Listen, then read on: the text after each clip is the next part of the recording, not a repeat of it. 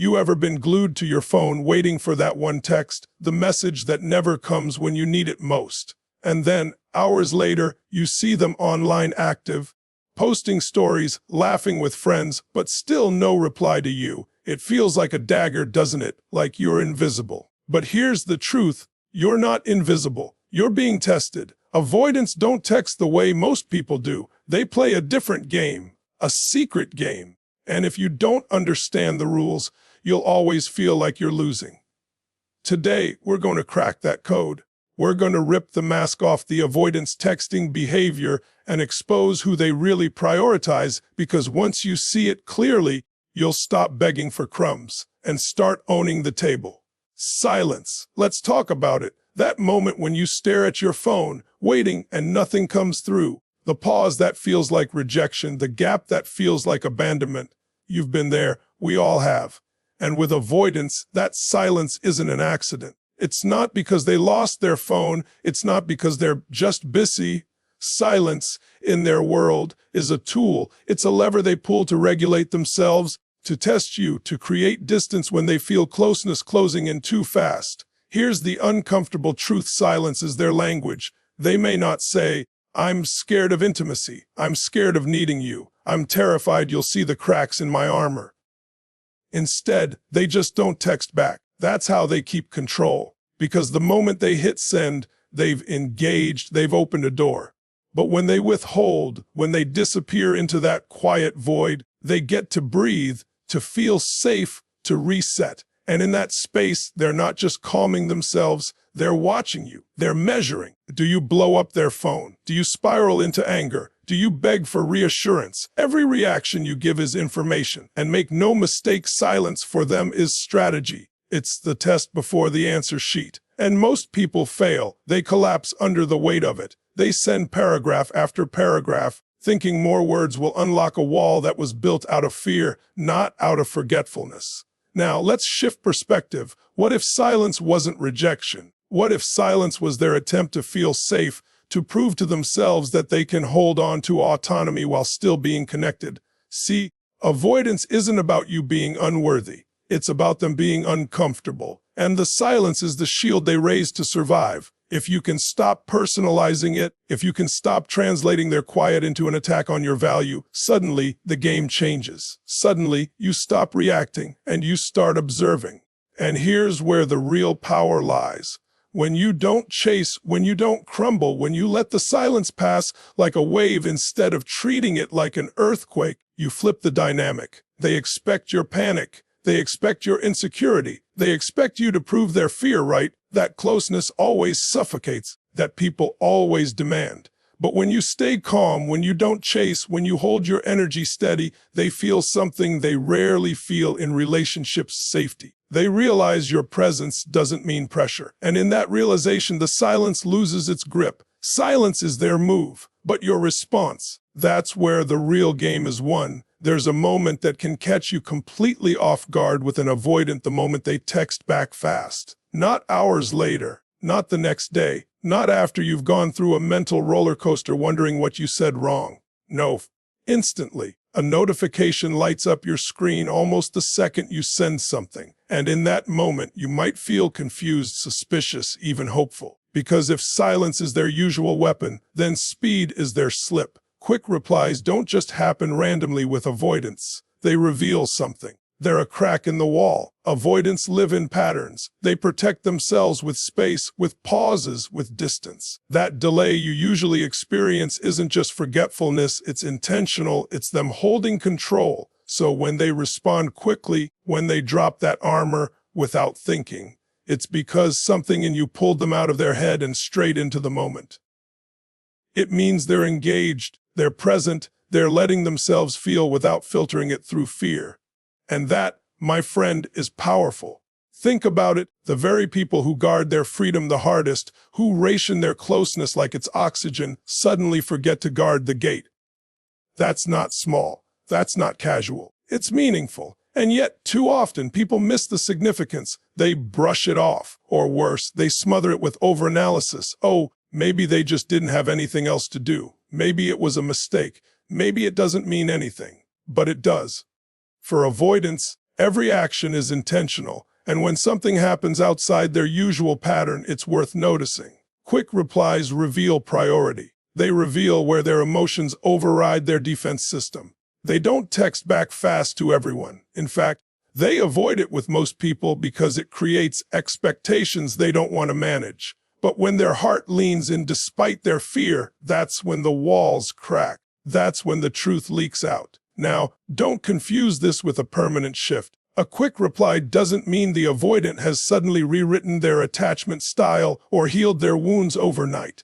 No, it means that in that moment, you mattered more than their fear. It means their desire to connect outweighed their instinct to withdraw. And that's something to hold on to, not with desperation, but with awareness. Because awareness gives you leverage. It lets you see where the connection is real, where it's breaking through the defenses. The key is not to chase after those quick replies or demand them as proof. The key is to recognize them as signals, signals that tell you when you're making impact, when you're getting closer to the core. Because in the avoidance world, speed equals significance. And when they drop their usual game and show up instantly, it's not by accident. It's a glimpse into who they really prioritize. Most people think priority in texting is about attention. Who gets the fastest reply? Who gets the longest message? Who gets the most emojis? But avoidants don't live in that world. Their priority system isn't measured by how much time they spend texting or how often they show up in your notifications. It's measured by something deeper, something quieter: emotional safety. For them, safety is the currency. Safety is the oxygen. If they feel safe with you, you become the one they keep circling back to.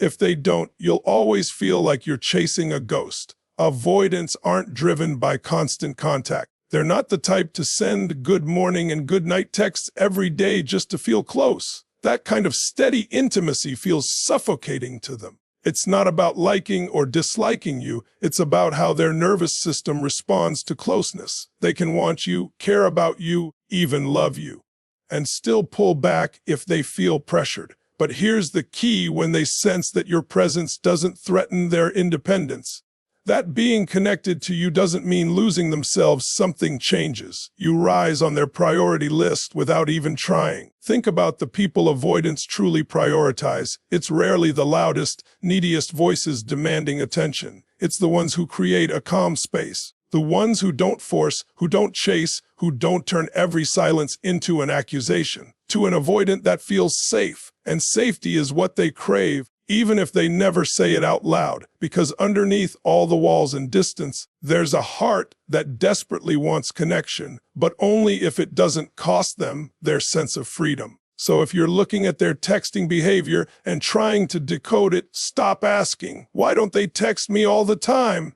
and start asking, "Do I make them feel safe enough to want to text me at all?"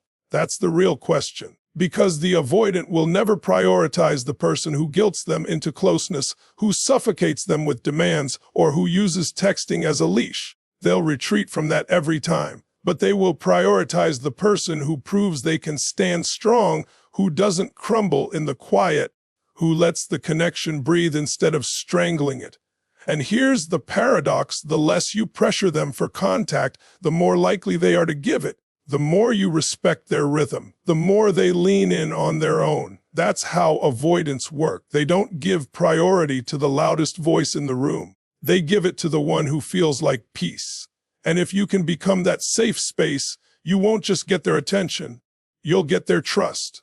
And for an avoidant, trust is everything. You know that moment when the conversation is flowing, everything feels good, and then suddenly they vanish. No warning, no explanation. 1 minute, you're sharing a thought, a joke, maybe even something vulnerable, and the next minute it's like the air went out of the room. Hours pass, maybe days, and you're left staring at your phone, replaying every word you said, wondering, what did I do wrong? Did I push too hard? Did I scare them away? That self-doubt eats at you because silence feels personal. But here's the truth with avoidance: that sudden disappearance is rarely about you. It's about them. Avoidants don't withdraw because you're unworthy. They don't go quiet because you messed up. They withdraw because their inner alarms are going off. Intimacy, closeness, vulnerability, the very things you crave, are the very things that trigger their fear. And when that fear spikes, their instinct isn't to lean in, it's to retreat. Pulling away is their survival strategy. It's not punishment, it's protection. And the battlefield isn't your relationship, it's inside of them. When they go silent mid-conversation, what they're really doing is regulating. They're buying themselves space to breathe, to calm the storm in their chest, to convince themselves they're not being swallowed by closeness. It's not a reflection of your worth, it's a reflection of their wiring. But because most people take that withdrawal personally, they react, they chase, they demand answers. They fill the silence with desperate words, hoping to pull the avoidant back. And without even realizing it, they reinforce the avoidance fear. See, this is why closeness isn't safe. This is why I can't relax. What if you stopped making it about you? What if you could look at their disappearing act and say, this isn't my rejection, this is their regulation. That shift changes everything, because suddenly you're not scrambling to fix what you didn't break. You're not internalizing their silence as proof you're not enough. You're seeing it for what it is, their fear playing defense. And instead of collapsing under that fear, you hold steady. That steadiness is powerful. When you don't panic, when you don't attack, when you don't try to force them back into the conversation, you communicate something no words could ever capture. I'm safe. I'm steady. I'm not here to trap you. And over time, that consistency does more to draw an avoidant back than any frantic text ever could. Because deep down, they don't want to lose you. They just need to know being close to you won't cost them their freedom. So the next time they vanish, resist the urge to spiral.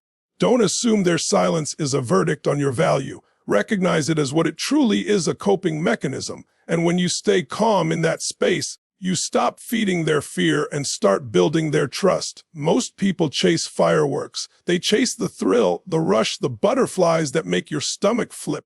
They mistake constant intensity for real connection. But avoidants are wired differently. They might flirt with those fireworks. They might even get caught up in the spark for a moment. But when it comes to who they truly prioritize, it isn't the person who dazzles them with chaos. It's the one who gives them something rare, something grounding, something they can lean on when the storm inside their own chest gets loud. Consistency. Consistency to an avoidant is like oxygen to someone who's been holding their breath too long. It's not glamorous, it's not dramatic, but it's what allows them to actually stay.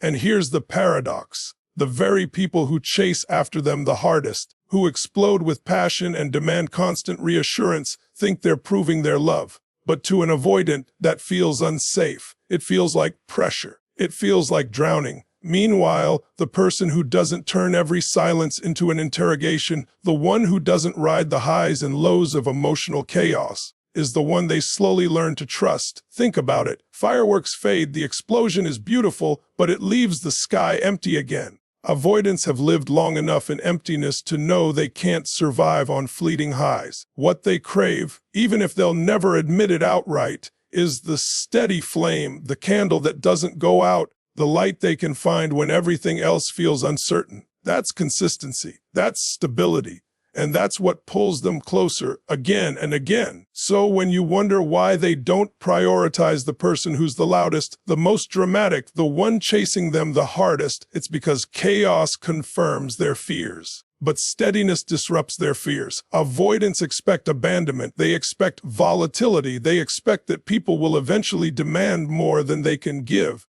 But when you show up with calmness, with balance, with the same steady energy, whether they text today or tomorrow, you disarm that belief. You rewrite their story. You become the exception. And here's where the real shift happens. Consistency doesn't mean you accept breadcrumbs. It doesn't mean you lower your standards or wait around passively. It means you hold your ground with dignity. You don't chase them into silence, but you also don't punish them when they return. You respond with the same steady presence every time. That's what earns their trust. That's what makes them think twice before pulling away. And that's what separates you from the chaos they've spent their whole life trying to escape.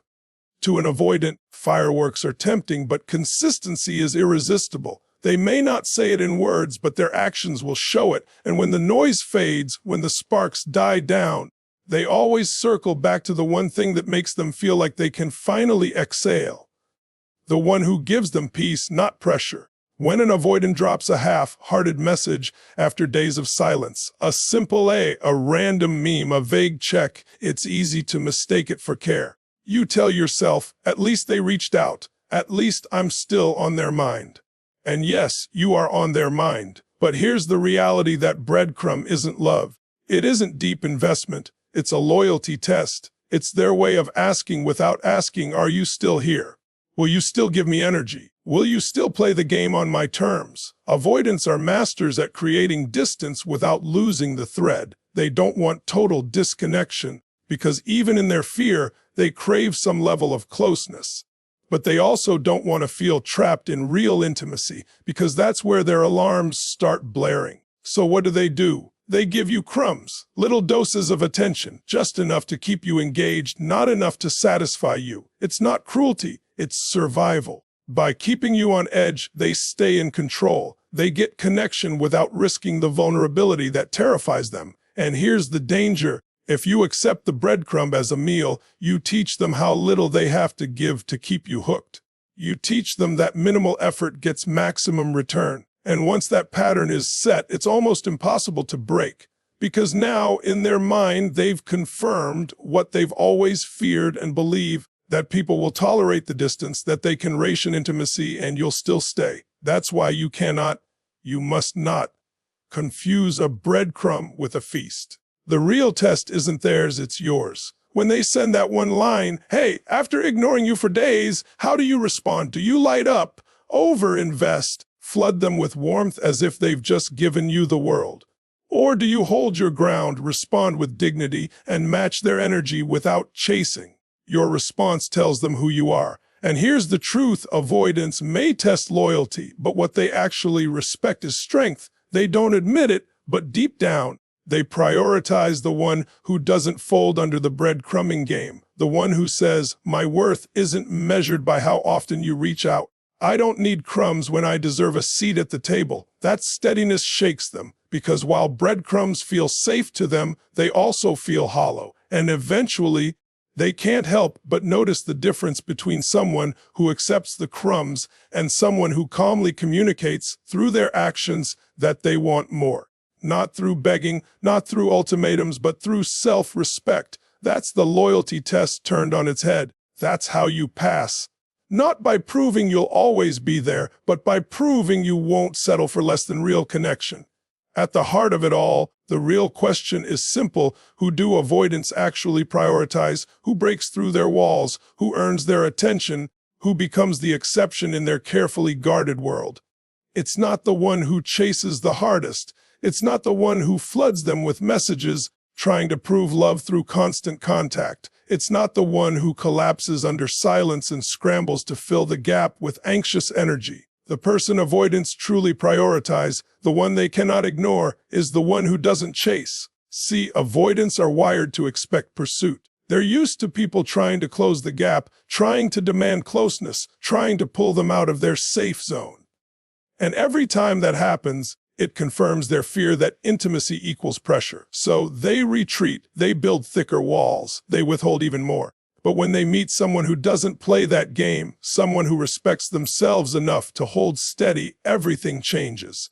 Because now, the avoidant isn't in control of the dynamic the way they usually are. Now they're intrigued. Now they're drawn in. There is incredible power in not chasing. When you hold your ground in silence, when you let the pause exist without begging for attention, you're sending a message louder than any text could ever deliver. I am whole on my own. I want you, but I don't need you to validate me. And that message cuts through the noise of their fear. It makes you different. It makes you stand out from the crowd of people who fold under pressure. Avoidants prioritize strength, not aggression, not demands, not ultimatums, but quiet, steady strength, the kind that says, I respect your space, but I also respect myself. That balance is magnetic to them, because deep down, they don't want someone who abandons themselves just to hold onto the relationship.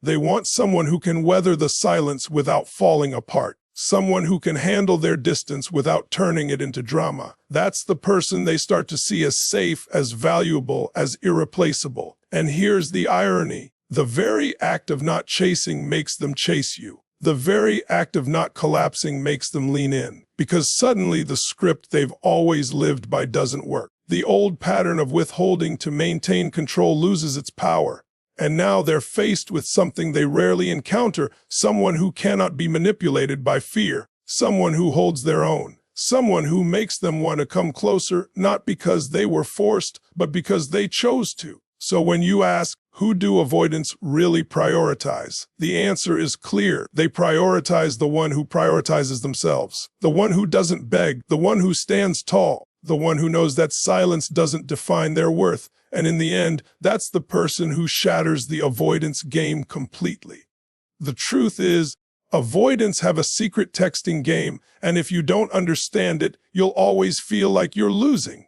Their silence isn't an accident. Their quick replies aren't random. Their disappearing acts aren't punishments. Every move they make comes from a deep, wired need for protection. But once you see it for what it is, the illusion shatters. You stop translating their behavior into a reflection of your worth, and you start seeing it as a mirror of their fears. That perspective shift alone is powerful enough to change how you show up in every connection. Because what this all comes down to isn't them, it's you. How you respond to silence, how you handle the breadcrumbing, how you interpret the disappearing acts, how you carry yourself when they test your patience, your self-esteem, your loyalty. That's where the real strength lies. They may play their game, but you always decide whether you'll play along or step above it. And the ones who rise, the ones who refuse to collapse under silence, are the ones who take back their power. Remember, avoidants don't prioritize noise, chaos, or constant demands. They prioritize safety, consistency, and strength. They are drawn to the person who doesn't beg for attention, who doesn't lose themselves in anxiety, who doesn't fold under pressure. And when you learn to embody that steadiness, you stop being just another player in their game. You become the one they notice, the one they respect, the one they keep coming back to because you feel different from everything else they've known. But this isn't just about winning with an avoidant. It's bigger than that. It's about remembering that your value was never dependent on someone else's texting habits. It was never measured by the speed of their replies or the number of words in their messages. Your worth doesn't shrink in their silence, and it doesn't expand in their attention. It remains steady, unshaken, unbreakable, if you choose to believe it. That's the lesson at the core of this entire journey. Stop letting their patterns write the story of your value. Write your own. So, the next time you stare at your phone, wondering why they haven't replied, wondering if you did something wrong, stop and breathe. You know the truth now. Their silence is their strategy. Their quick replies are their slips. Their distance is their fear, and none of it defines you. You define you. And the more you choose strength, the more you choose dignity, the more you choose self-respect, the more you become the one they can't ignore. In the end, the avoidant may control the timing of their texts, but you control the meaning you give to them. You hold the power to rise above the game, to stop chasing crumbs, to stand tall in your worth. That's the person avoidants truly prioritize, not the one who collapses under silence, but the one who shines so brightly in their own strength that silence can't dim their value. And when you step into that role, you don't just change how they see you. You change how you see yourself, and that, more than anything, is the victory. Thank you for being here and giving your time, your energy, and your heart to this message. If today's words gave you clarity, strength, or even just a spark of hope, remember, that spark only grows when you feed it. Stay strong, stay grounded, and never forget your worth. Until next time, take care of yourself, honor your journey, and keep becoming the person you were meant to be. I'll see you in the next video. Goodbye for now.